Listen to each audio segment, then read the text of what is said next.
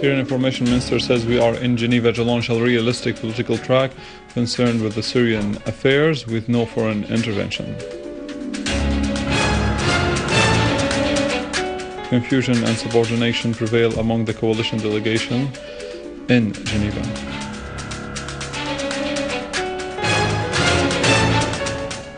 The Iraqi Prime Minister says those who do not condemn terrorism and are political partners in killing and bloodshed.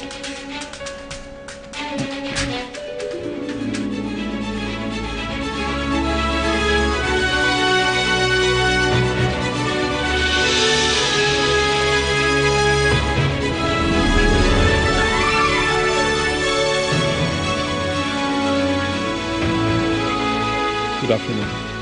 The first session between Syria's official delegation, headed by Dr. Bashar al-Jafari, Syria's permanent representative to the UN, and the so-called coalition delegation representing the opposition, ended. The session was limited to the speech delivered by the United Nations envoy to Syria al-Akhdar al-Ibrahimi. A new evidence on the so-called coalition delegations, the opposition confusion and dependency, is their attendance to the session after change in their members. On the other hand, the news correspondent to Geneva mentioned that the second session will be held at 5 p.m. in the afternoon, Damascus local time. A local source close to al-Ibrahimi asserted that the session will be limited to the humanitarian issues. On the other hand, sources close to Syria's official delegation in Geneva said that all what have been mentioned about the agreements are false, and the first discussion session will be held today afternoon. Syria's official delegation, headed by Deputy Premier, Foreign and Expatriates Minister Walid al-Muallim, held a meeting with the United Nations envoy to Syria al-Akhdar al-Ibrahimi in Geneva. Sources close to Syria's official delegation said that al-Muallim informed al-Ibrahimi that the official delegation is serious and ready to start seriously, but this does not seem to be the case on the other side's delegation. Sources close to Syria's official delegation as saying that al-Ibrahimi has described yesterday's meeting as a half step, which will be a complete step to today. The source added that al-Muallim also informed al-Ibrahimi that the international community has to place what the Syrians agree upon, not what would be imposed from the outside. Minister of Information Omran al-Zabi said that the Syrian delegation in Geneva is insisting on the success of the political track more than the following. In a statement to journalists, Mr. al-Zabi said that the Syrian delegation came to Geneva with an open mind and a free, sovereign and independent national will, and no one, neither major countries nor institutions nor regional states, can dictate its language and conditions on us at all.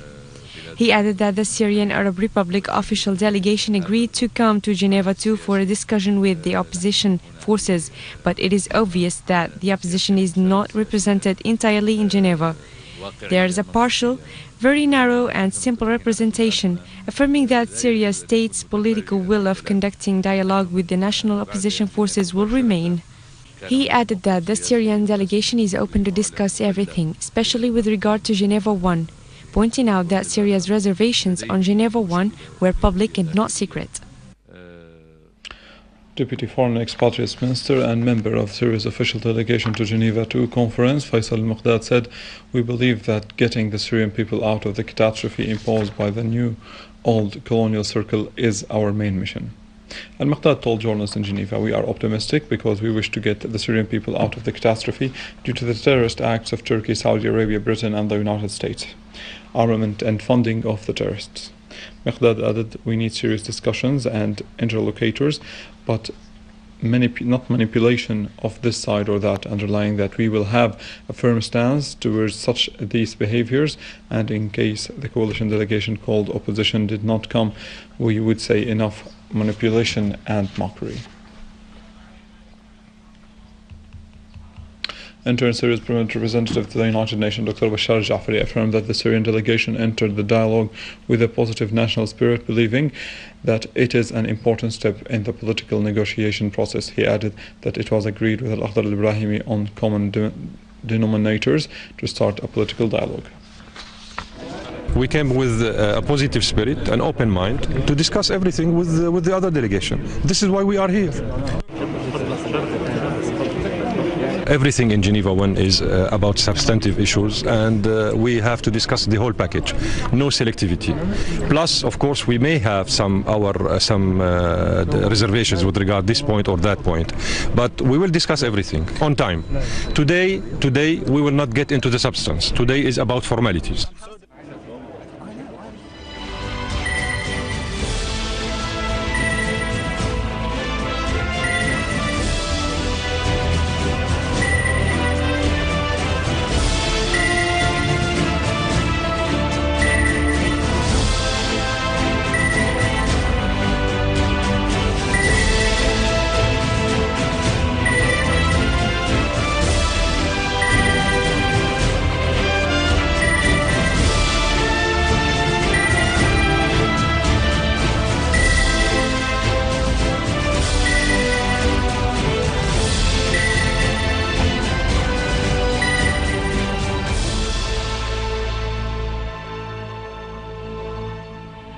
The Syrian community in Geneva yesterday organized a march in front of the United Nations headquarters in the city to support Syria's official delegation taking part in Geneva II conference, affirming Syria's sovereignty and rejecting any foreign intervention in the country's internal affairs.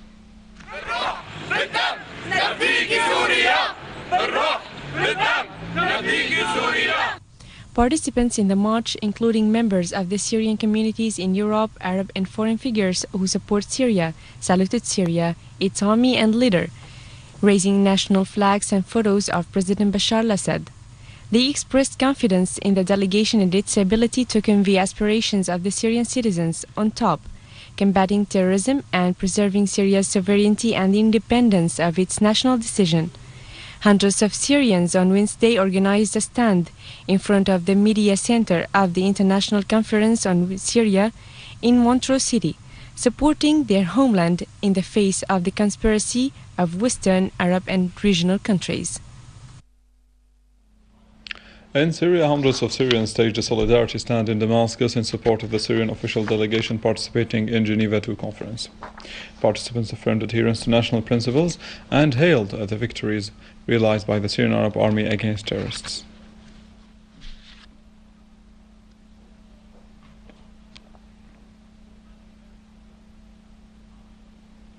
Syria's permanent representative to the United Nations in Geneva, Dr. Faisal Al-Hamwi, said that the Syrian government provided all the necessary facilitations and protection to the United Nations convoys which delivered aid to Yarmouk camp until it arrived to the designated destination.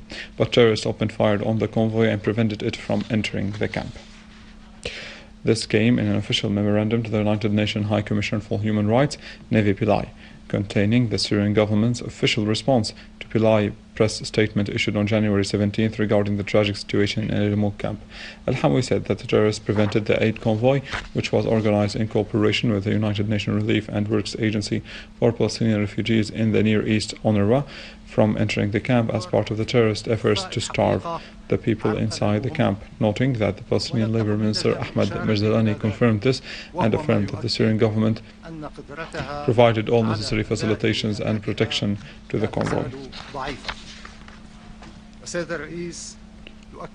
Iraqi Prime Minister Nouri al-Maliki affirmed that Iraq and the states of the region are facing challenges and what happens in a state affects the others.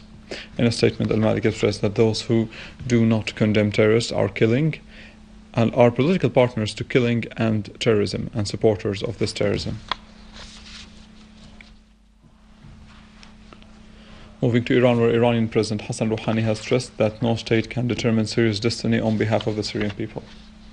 In a speech he made following his return to Tehran after participating in Davos World Economic Forum, Rouhani said that violence should be stopped in Syria and terrorism must be combated first for reaching a positive outcome of the crisis in the country.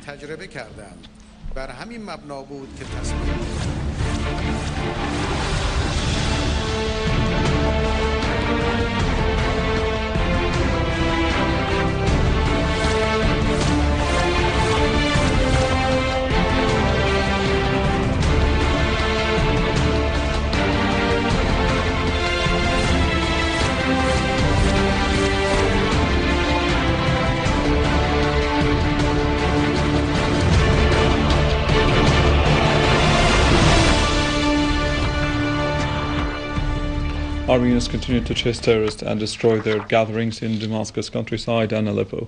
More about that in the following. A number of terrorists were killed and injured while they were preparing a car with explosives inside one of their dens in Bassimi village in Damascus countryside. The army eliminated all members of an armed terrorist group near Al-Nasriya area and killed a number of terrorists in Rima farms in Yabrud. The army units also clashed with terrorists in the areas of Dariya and Khan al-Sheikh, killing and injuring scores of them and destroying their weaponry and munitions. The army also clashed with terrorist groups in the areas of Jobar and Harasta and killed and injured a number of terrorists. In Aleppo and its countryside, army units eliminated a number of terrorists who tried to attack Al-Sayyid Ali village. Scores of terrorists were killed or wounded in the neighborhoods of Al-Salhin, Karam Humid, Al-Sha'ar and Sakhur. An army unit also carried out a qualitative operation against an armed terrorist group near Aleppo Central Prison and near the industrial zone in Sheikh Najjar area, killing a number of terrorists and destroying their equipment, including heavy machine guns. With this, we end our news for today. Thank you for watching. For more details about Syria and the region and to view this bulletin again, you can always visit our website in English, www.syriaonline.sy. Now to the latest in business and market news with Nariman Qassam, but after a short break.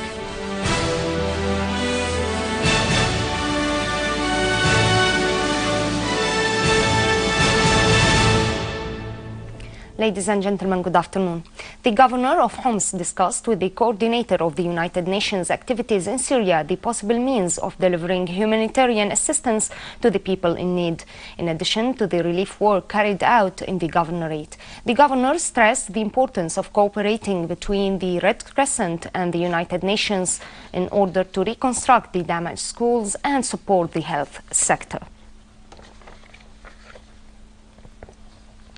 The manager of the foreign trade establishment said that there are new credit lines with many countries, which soon will sign agreements for delivering food, medicines and most electrical sectors tools, plus getting the need of the agricultural seasons, the agricultural plan and the livestock for this year.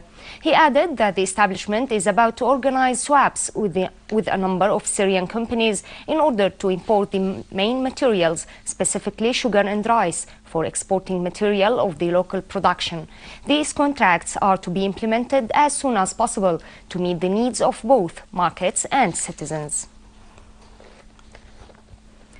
The Minister of Industry underlined the importance of putting a strategy for the work of the Industrial Research Center in order to increase the center's capabilities in developing the industrial products and enhancing competitiveness in the local and foreign markets, highlighting the role of scientific research in solving the industrial sector's problems.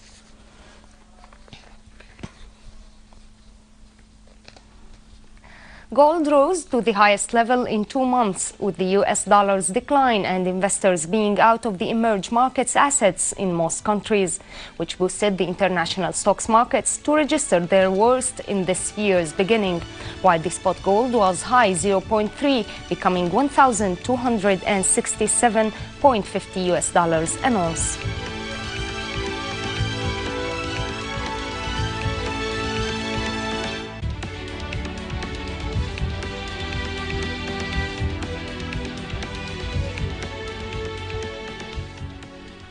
Ladies and gentlemen, this was our economic news for today. Thank you for watching. Goodbye.